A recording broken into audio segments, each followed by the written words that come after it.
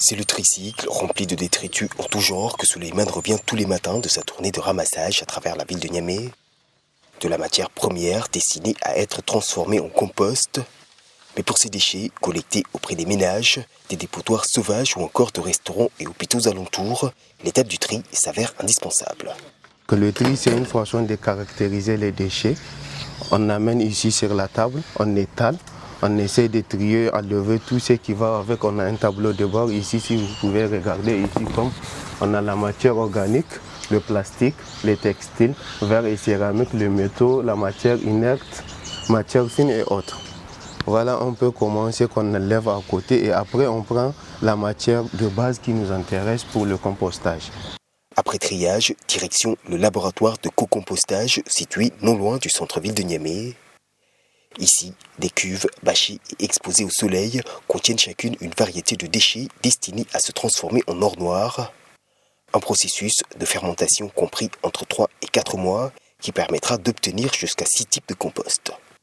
On met d'abord la première couche, donc c'est la matière à composter.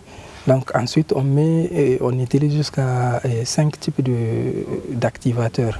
Donc ces activateurs-là, donc c'est eux qui vont un peu accélérer donc la décomposition. Voilà.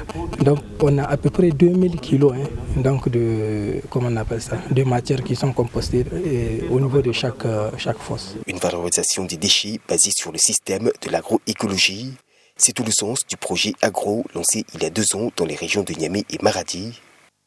Son objectif, donner une seconde vie aux déchets issus de la consommation urbaine au profit des agriculteurs ruraux. Une fois que les denrées alimentaires viennent dans les villes, consommés ou pas consommés, ils deviennent des déchets post- et pré-consommation. Et que sans qu'il y ait un retour, en tout cas donc, dans les zones qui les produisent. Donc c'est vraiment, comme je l'ai dit, boucler les flux de nutriments.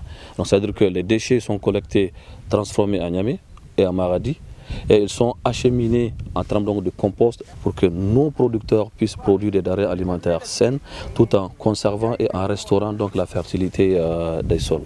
Le projet Agro a ainsi permis de produire en 2024 pas moins de 12 tonnes de compost issus de déchets organiques récoltés dans les régions de Niamey et de Maradi.